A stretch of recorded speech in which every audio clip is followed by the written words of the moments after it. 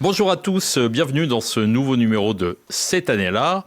C'est une année c'est une année importante, c'est l'année 1981 et pour présenter cette année-là, j'ai le plaisir d'avoir François Bousquet avec moi. Bonjour messieurs. Bonjour François.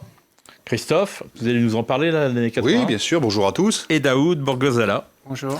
Bonjour Daoud. On vient en 1981. Alors là, on va pas parler d'un numéro d'éléments, mais en fait d'un acte de colloque qui était les systèmes contre les peuples, le système contre les peuples. Et c'était un acte de colloque prestigieux. Il y avait Alain de Benoît, Pierre Vial, Guillaume Fay, toute la clique. Et c'était en 1981, c'était juste avant les élections, alors, je crois. Vous avez raison, c'était précisément ce colloque. Donc c'est des actes. Est-ce qu'ils sont disponibles sur le site, ces actes de colloque ? Ils sont disponibles, mais en PDF. Très bien, oui, bien sûr. Voilà. Précisément, c'est le 17 mai des 81, ce colloque, donc sur la cause des peuples, en gros. Voilà, la cause des peuples, exactement. Voilà, effectivement, on a l'habitude dans cette année-là de prendre plutôt le prétexte, si je veux dire, d'un numéro. Alors, c'est pas un numéro, effectivement, c'est des actes de colloque qu'on peut consulter.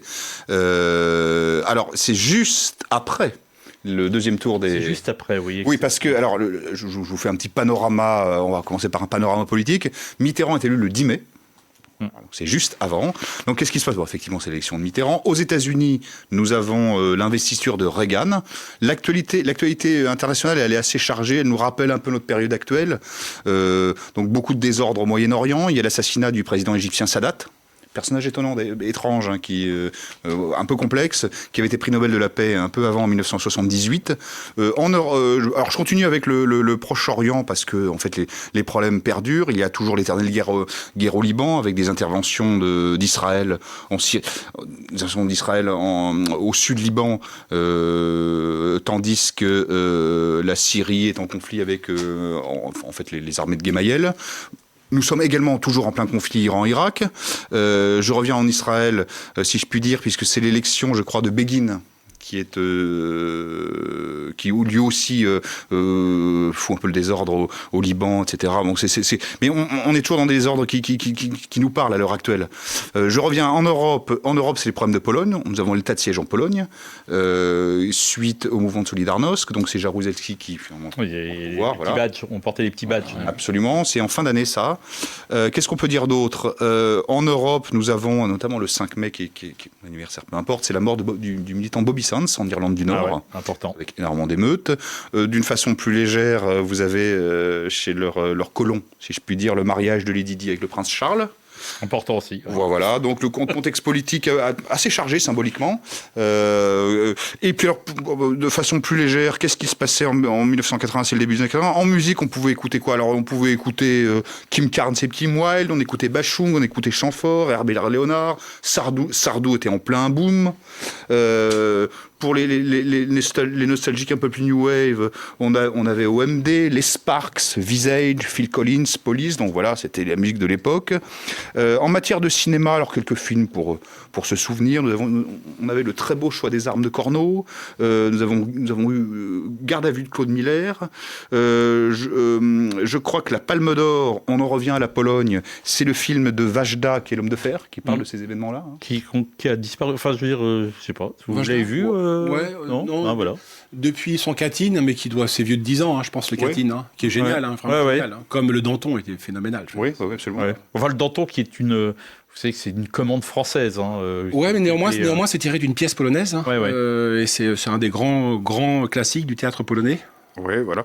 Et puis dans un contexte plus franco-français de cinéma, vous avez Bébel et Delon qui jouent au producteur, au réalisateur, qui s'affrontent l'un dans le professionnel, le Lautner, qui est un film assez rigolo. Et puis Pour la peau d'un flic. C'est très bien ça. Ouais. C'est l'un de ces derniers. Quelques livres pour clore cette année 81. Le Goncourt. En fait, est attribué à Lucien Baudard pour Anne-Marie. Ça fera plaisir à notre ami animateur Olivier François, c'est bien. Qui est un grand spécialiste de Baudard. C'est un très beau livre, Anne-Marie, sur son enfance indochinoise, absolument. Voilà, puis quelques titres. Raspail, en 80, sort Mon Antoine de Tounins. Tounins, roi de Patagonie. Vous avez quelqu'un que j'aime beaucoup qui s'appelle Jean-Luc Curtis, fait le battement de cœur. Et puis, on va le citer parce que c'est un très bon livre, le livre sur Bacon de Deleuze. Voilà. D'accord, ok. Bon, ben voilà, très bien. Donc ce colloque qui était sur les systèmes contre les peuples, dans son introduction, c'est Guillaume Fay qui disait « Le grand conflit des temps à venir ne posera plus le capitalisme au socialisme, mais l'ensemble des forces nationales, culturelles et ethniques à la machine occidentale qui substitue au territoire, ses zones aux souverainetés, ses régulations économiques. » François, quand on voit les manifestations anglaises, quand on voit dans un autre genre, on en parlera des révoltes en France au 10 mai, c'est ça en fait, c'est le système en face de lui, des peuples qui sont en train de se révolter. Oui, la nouvelle droite en général, et Guillaume Fay là pour le coup en particulier, ont vu assez juste, hein, c'est assez prémonitoire. Alors on fera valoir que cette révolte des peuples est ancienne et qu'elle traverse l'histoire au long cours. Hein. Rappelez-vous, 1830, le printemps des peuples, là on a plutôt le sentiment que c'est le crépuscule des peuples européens plutôt que ce printemps. Moi j'ai en tête quelqu'un qui est proche de notre courant de pensée, c'est la révolte des peuples jeunes de Moller van den Bruck. Hein. Contrairement à ce qu'on croit, c'est tout sauf un nazi, mais c'était le mentor de la révolution conservatrice. Hein. Il semblerait que nous, ce soit plutôt la révolte des boomers, des Nicolas Quipé, des peuples... Mais néanmoins, il y a une révolte, hein. Donc on a vu juste, et en effet, le curseur s'est déplacé, la polarisation s'est déplacée. On est sorti du schéma socialisme, collectivisme contre capitalisme. Enfin, le capitalisme est toujours là, cela étant dit. Mais cette polarisation, on la retrouve, les peuples partout. Hein. Je veux dire, les peuples occidentaux, donc c'est-à-dire à la fois européens et nord-américains, se révoltent contre leurs élites, contre le gouvernement mondial, contre la machine de l'Organisation mondiale de commerce. Hein. Simplement, ces peuples, en tout cas en France, hein, n'arrivent pas à triompher du système.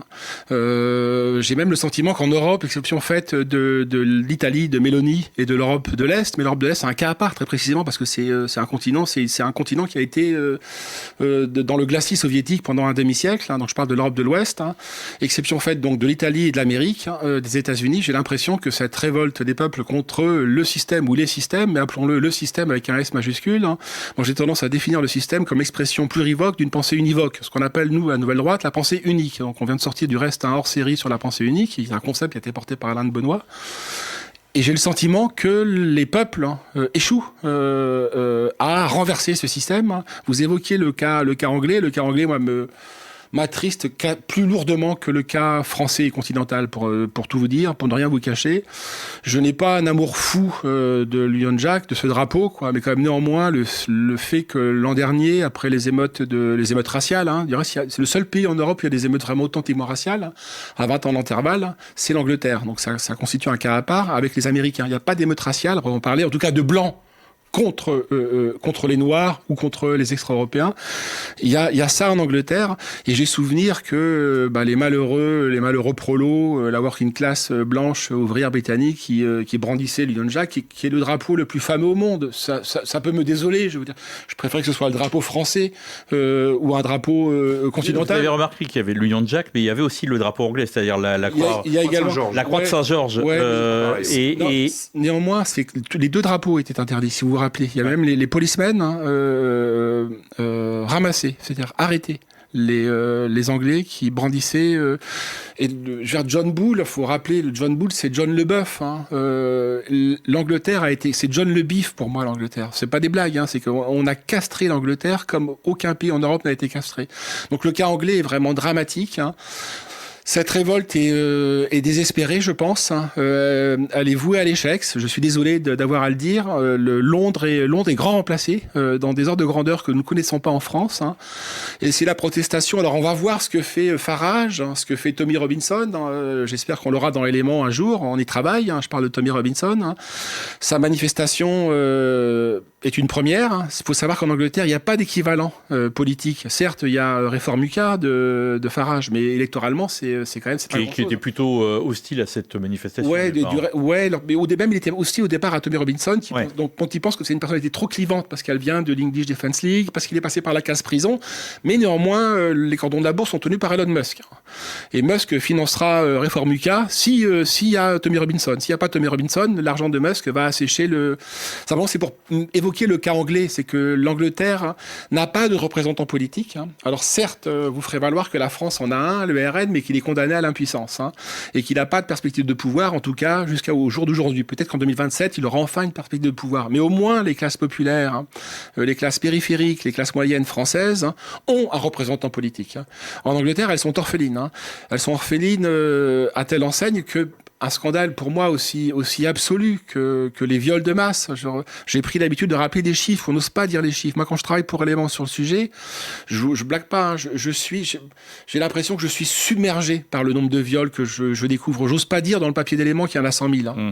Or, depuis, j'ai découvert que une députée travailliste, Sarah Champion, en 2015, déjà disait qu'il y avait 1 million de filles violées. 1 million. Donc l'Angleterre est totalement sinistrée. De première puissance mondiale, elle s'est effondrée sur elle-même. Comme nous-mêmes, je veux dire. Simplement, nous, on a un débouché politique. Certes, sans perspective de pouvoir, mais au moins, on a un débouché politique qui tient lieu d'exutoire. En Angleterre, il n'y a pas cet exutoire-là. Cela étant dit, après, j'en ai fini. Moi, je reviens à l'idée de révolte des peuples jeunes. Ou de printemps des peuples. Nous, c'est l'automne des peuples. Je crois qu'on en a conscience. Tous les peuples européens et américains ont un sentiment de déclassement qui n'est pas seulement un sentiment de déclassement économique. Moi, j'insiste pour nous, Nouvelle Droite, c'est que n'oublions pas, nous, on a une lecture très sociale des conflits, les gueux, etc. Mais c'est un déclassement symbolique. Les Européens subissent un déclassement symbolique. C'est ça, d'abord. C'est un déclassement statutaire qui nous rogne et dévore de l'intérieur. Donc, c'est une révolte pour sa survie. C'est une révolte parce qu'il y a un sentiment de submersion. Christophe évoquait la partie patagonienne des romans de Jean Raspail, mais il y a une autre partie, c'est celle des Pickendorf, qui est l'aristocratie européenne, qui sont les grandes dynasties européennes. Il y a un sentiment chez nous d'arriver à, comme dirait Mathieu Kassovitz, j'en suis presque confus d'avoir à le citer, mais on a le sentiment inconsciemment que on arrive au bout de course. Lui, il parle de fin de race, donc j'oserais pas assumer ce terme-là, mais simplement c'est une révolte désespérée, moi, me semble-t-il. Je ne sais pas ce que vous en pensez, messieurs. Il y a eu cette idée au 10 septembre qui était, je trouve, une bonne idée, qui allait vraiment dans cette révolte qui était le bleu contre tout. Mais qui était un côté très symbolique. Au départ, c'était bloquer en fait l'économie française, dire on ne fait rien, on ne consomme plus, etc. Pour montrer qu'on existe.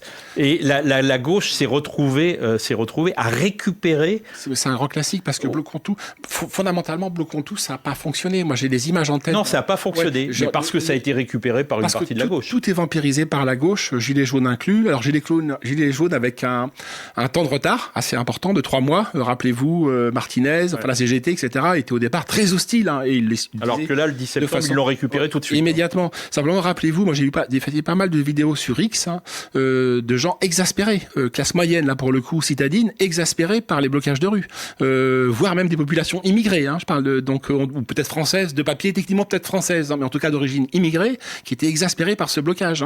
Il y a moi je pense qu'il y a aujourd'hui une usurpation de la révolte par une gauche pseudo-révolutionnaire. J'ai tendance à parler d'usurpation d'identité. De leur part. C'est qu'ils se jouent la comédie de la Révolution. J'attends avec impatience. Alors malheureusement, il n'y a pas eu de comparution. Enfin, si, il y a eu des comparutions immédiates après le 10 septembre pour les gens qui étaient placés en garde à vue, mais on n'a pas pu. Le procès aura lieu, a été repoussé de plusieurs mois, donc ils seront pas condamnés. Mais on n'a pas pu avoir accès à leur état civil et à leur sociologie. Mais rappelez-vous, moi, j'ai toujours été frappé le 1er mai 2018 par la sociologie des manifestants et des Black Blocs. C'était une sociologie progressiste. Fils de patron du CNRS. Une nana qui est arrêtée, son père est directeur de banque. Donc franchement, les gens qui connaissent bien les Black Blocs me disent que c'est pas tout à fait le cas. Il y a énormément de punk à chiens, il y a énormément de cassos, il y a beaucoup d'immigrés désormais parmi les antifas. Pour autant, les gens qui sont les plus mobiles, les plus efficaces, c'est néanmoins une sociologie CSP+. Donc j'insiste là-dessus, c'est une comédie de la Révolution. Daoud, la gauche, c'est un peu l'idiot utile du capitalisme. En fait, ça les arrange d'avoir des gauchistes dans la rue. Oui, et en même temps, c'est une de nos marottes. Et en même temps, il y a aussi un parti de l'ordre. Enfin, dans ce que dit François, j'ai l'impression qu'on est toujours dans le théâtre, 1848, où il y a même Retailleau, ou 1870, où on peut, face à la contestation sociale légitime, que ce soit une révolte contre l'immigration ou contre le déclassement des classes moyennes, qui en fait forment un tout, on peut toujours aussi avoir une réponse strictement sécuritaire. Et finalement, oui, c'est un jeu à somme nulle entre contre le Black Bloc et de l'autre une répression telle qu'on l'a vue pendant les Gilets jaunes, très, très brutale. Et finalement, oui, ça ne fait pas avancer le schmilblick et on est face à un continent, on le dit souvent, en dormition ou totalement en déclin objectif, qui, comme dirait Poutine, devient la colonie de ses ex-colonies. Là, il pensait à la France, mais c'est encore plus vrai de l'Angleterre. Et Bernard Lugan. Oui. Ouais, comment la France est devenue la colonie de ses colonies. Ouais. Oui. Mais bon, pour appliquer il a un écho moins. Oui. On en parle moins souvent sur LCI. Et donc, pour revenir au système à tuer les peuples, qui est une expression à la fois du Grèce et de Guillaume Faye, en fait, en 81, finalement, il y a un côté avant-gardiste, puisque entre-temps, le mur de Berlin est tombé. Finalement, l'occidentalisme s'est retourné contre l'Occident, où il n'y a plus de frontières. Et par rapport à ce que disait François sur l'absence de débouchés politiques, il y a un auteur bulgare que j'étudie un peu en ce moment, qui est Ivan Krastev, où il explique que ce qu'on voit tous en Europe, c'est-à-dire que les citoyens ont le sentiment qu'ils peuvent changer les gouvernants, leur politique, mais finalement, les politiques de fond ne changent pas, que ce soit sur les migrants, l'économie, même l'exemple de Mélanie que vous donniez est plus que discutable, y compris sur l'immigration. Jusqu'à un certain point. Jusqu'à un certain point, oui, voilà. On a l'impression que même ce qu'on appelait les droites radicales, en fait, exercent une pure fonction tribunicienne et que finalement, il n'y a pas vraiment d'alternance. Alors, il y a le cas Trump. Là, les sondages aux États-Unis montrent que la question migratoire n'est plus centrale, parce que depuis quelques mois, Trump a asséché les flux. Là, pour le coup, il y a une réelle efficacité. C'est-à-dire qu'il y a un effondrement, en tout cas, il y a un assèchement d'arrivée de migrants aux États-Unis. Et le mouvement est tellement fort que les sondages le traduisent déjà. Je veux dire, c'est que c'est plus la préoccupation centrale des Américains, des électeurs de Trump, qui par le passé. Sur la question d'Occident, moi, j'introduis une toute petite nuance. C'est l'Europe, c'est pas l'Occident. Je veux dire, l'Occident avec les pays de l'OCDE, si vous voulez, certes, s'écroule parce que l'Europe s'écroule. Mais moi, je n'ai pas le sentiment, n'en déplaise à Emmanuel Todd et à beaucoup de collaborateurs et contributeurs d'éléments, que l'Amérique est en train de s'effondrer. Je n'ai pas ce sentiment-là. Alors certes, quand je vois les images... On pourrait dire aussi que l'Amérique s'est retournée contre l'américanisation du monde. Oui, c'est une lecture du Trumpisme aussi. Évidemment, dire que le monde qu'on a créé post-45, finalement, a créé une société totalement désolée, y compris en notre sein. Les classes moyennes sont paupérisées, on devient des victimes de la mondialisation, les frontières sont grandes ouvertes, et Trump, en quelque sorte, est une sorte de révolte américaine contre l'américanisme. Simplement, permettez, cette révolte, elle est ancienne aux États-Unis, parce que le wilsonisme, en réalité, cette puissance, l'évangile américain, l'idée que l'Amérique a un projet messianique pour le monde, traverse le récit de l'histoire américaine au long cours. L'Amérique est traversée par une alternance de présidents jacksoniens, donc plutôt Trump en réalité. C'est déjà Jackson, le président, c'est déjà Trump, donc replié sur soi, etc. Mais oui, c'est l'Amérique des plus porteuses, étonnamment, aujourd'hui, d'un messianisme américain qui a pu être celui au XXe siècle et contre lequel nous, Nouvelle Droite, nous nous sommes élevés et battus. En fait, on a l'impression que c'est l'Europe qui essaye de porter les derniers germes d'un internationalisme, d'un américanisme sans Amérique, y compris étant plus atlantiste que le roi sur des sujets comme l'Ukraine. Et en se suicidant, parce que l'Europe, c'est donc vraiment l'homme malade aujourd'hui, c'est plus l'Empire ottoman d'il y a 150 ans ou 200 ans. L'homme malade, c'est notre continent, c'est la partie ouest européenne de notre continent. C'est nous qui sommes malades, parce que nous avons théorisé. Moi, je reviens à quelqu'un que nous avons interviewé dans le numéro en cours là, qui est en kiosque, qui est Peter Sloterdijk, qui montre comment l'Europe se suicide géopolitiquement, parce qu'elle est portée par, elle pense que sa culpabilité est une vertu. Donc elle n'assume plus des politiques de puissance. Elle est en train de théoriser en permanence son impuissance. Donc c'est le décrochage. Peut-être que les peuples européens se révoltent aussi contre ça, contre ce sentiment de déclassement, là pour le coup géopolitique, et non plus seulement national. Il y a aussi une question sous-jacente à ce que vous disiez, lorsque vous voyez des peuples jeunes, c'est presque... on le sent jaillir, c'est la question démographique. C'est pas innocent que l'Europe soit on est vieux, un pays de vieux, y compris l'Europe de l'Est qui se dépeuple. Et d'autres pays, la France n'est pas seulement un vieux pays, c'est un pays de vieux. L'Europe n'est pas seulement un vieux continent, c'est un continent de vieux. Et c'est un fait que ça joue. Ça étant dit, on est rattrapé. C'est un continent, tu veux dire ? Oui, frappé d'incontinence, qu'on nous pardonne. Mais on n'est pas les seuls, cela étant dit. Le grand vieillissement vieillissement, pour reprendre le titre d'un livre récent, qui fait écho au grand remplacement, est un phénomène assez globalisé qui affecte la Chine, le Japon, d'autres pays que cette question européenne. Hein. Pour revenir à cette idée de révolte des peuples, hein, elle est partout. C'est un fait qu'elle est partout. Hein. Je veux pas envoyer des signaux trop négatifs. Hein. Mais exception faite de l'Italie, la révolte est minoritaire en Espagne, au Portugal. Le cas allemand est fascinant. Parce que c'est tué dans l'œuf, hein, pour des raisons constitutionnelles. Hein, oui, ils sont en train rappelez-vous, Pegida, ça a débouché sur rien. Je veux dire, les plus grosses manifs en Allemagne, hein, c'est les manifs anti-AfD. Donc l'Allemagne pose un cas particulier au sein de l'ensemble européen, c'est que oui, il y a une révolte des peuples plutôt à l'est qu'à l'ouest, hein, mais cette révolte des peuples produit en quelque sorte son antidote, si je puis dire, hein, c'est une révolte contre l'AfD. Le nombre, les centaines de milliers d'Allemands qui ont défilé à plusieurs reprises, hein, pour faire interdire l'AfD, je veux dire, c'est des centaines de milliers, hein, c'est pas sur YouTube, hein, c'est pas sur Twitter ou sur X, c'est dans les rues. En fait, le paradoxe, c'est que l'Angleterre, qui n'a pas de représentants et de partis puissants qui le représentent, sont capables... Parce que, sincèrement, le nombre de gens ont dit que c'était pas grand-chose, mais en Angleterre, c'est colossal. C'est colossal de se réunir à Londres comme ça sur un mot d'ordre d'un jeune... De Tommy Robinson. Hein, de Tommy Robinson.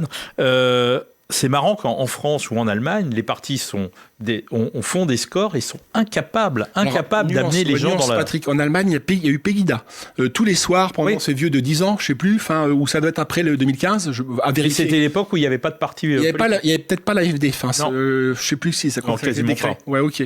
Et en France, non, il n'y a pas... En France, on l'a eu pour les Gilets jaunes. Hein. La rue est monopolisée par la gauche. Hein. Ce qui a manifesté au moment des Gilets jaunes, c'est la route. Hein. C'est pas la rue, c'est deux choses différentes. C'est les gens manifestaient en voiture, c'est au rond-point. C'est la route, pas la rue. Et Marine Le Pen manifestait le week-end. Et le week-end, parce qu'ils travaillent en semaine. Hein. C'est pour ça qu'on a une impression, on a une vision, on a une distorsion une vision distordue, de la révolte populaire en France. C'est qu'elle n'est pas populaire. Hein. Alors si, on me dira que sociologiquement c'est populaire, c'est des syndicalistes cheminots ou des gens à Sud ou à CGT. Ils gagnent pas des millions, hein, je ne faut pas rêver, ils gagnent pas des milliards. Hein. Donc c'est pas des riches. Hein. Mais cela étant dit, c'est quand même des gens qui sont statutairement protégés. Des professionnels de la contestation. Voilà, ouais. Pour beaucoup d'entre eux, des professionnels de la contestation, en tout cas à Sud et chez les délégués syndicaux qui vivent de ça. Pas le puis pas le contrôleur moyen, je veux dire pas le. Donc ouais, c'est Marine Le Pen fait à Paris même, hein, où elle fait un score résiduel, hein, dérisoire, c'est Epsilon, hein, fait après, rappelez-vous, l'exécution provisoire de son éligibilité, une manif qui réunit personne, hein, parce que la France périphérique n'a pas l'habitude de manifester. Elle ne manifeste pas. Ce sont des puceaux de la manifestation. On l'a vu avec les Gilets jaunes. Hein. C'était fascinant, les Gilets jaunes. Pour une première fois, ils osaient, salariés du privé, le week-end, hein, bloquer l'accès au centre commercial. Je veux dire. Bon, écoutez, je pense qu'on va terminer là-dessus. Alain de Benoît, dans un de ses textes, parlait on parle des droits de l'homme, il parlait d'un droit des peuples. Ah oui. C'est peut-être aujourd'hui ce qu'il faut sauver, c'est les peuples. C'est les peuples. De toute façon, on retombe sur le même sujet. Hein. C'est la question du libéralisme et de l'illibéralisme, du je et du nous, des droits de l'homme ou les droits des peuples. Hein. On retombe sur des querelles du XIXe siècle. Hein. Si vous regardez attentivement, Printemps des peuples en 1830, hein, l'ordre de règne à Varsovie, mais je pense que c'est en 48, hein, à vérifier, je veux dire. Oui. Qu'est-ce que c'est 1830 ? C'est pour ça que c'est le printemps des peuples. Hein. C'est la naissance du mouvement des nationalités. C'est les peuples qui se révoltent contre les empires centraux, l'empire austro-hongrois, l'empire ottoman, l'empire russe. Hein. Je crains qu'on n'en soit pas là. Pour autant, néanmoins, c'est en tout cas la voix qui est portée en France par le populisme, en France et en Europe, hein, ou les conservateurs, mais surtout les populistes. Hein, c'est un cri de révolte des peuples. Hein, c'est un cri de révolte du nous contre le je. Quoi. C'est le jury populaire qui aspire à reprendre le pouvoir contre la magistrature, hein, contre les juges, contre le gouvernement des élites. Hein. Donc, il faut souhaiter que ces mouvements débouchent concrètement sur des actions politiques, programmatiques, porteuses d'avenir et d'espoir. On n'en est pas encore là. En tout cas, en France, on n'en est pas là. Et je crains que ce soit la même chose en Espagne, en Allemagne et en Angleterre. Encore que les élections en Angleterre vont montrer si Starmer, si le réforme UCA est capable de se substituer à l'échec des conservateurs. Rappelez-vous, donc ils ont échoué en 2024. Ils ont été battus par les travaillistes. Est-ce que les populistes anglais, les Frexiteurs, sont capables de prendre le pouvoir et d'ouvrir et d'inaugurer un nouveau printemps des peuples qui ne soit pas un automne des peuples.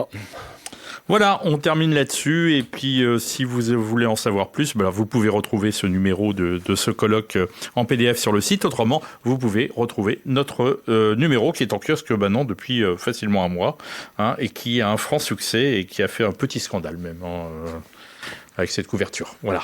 Je vous laisse. Bonjour chez vous.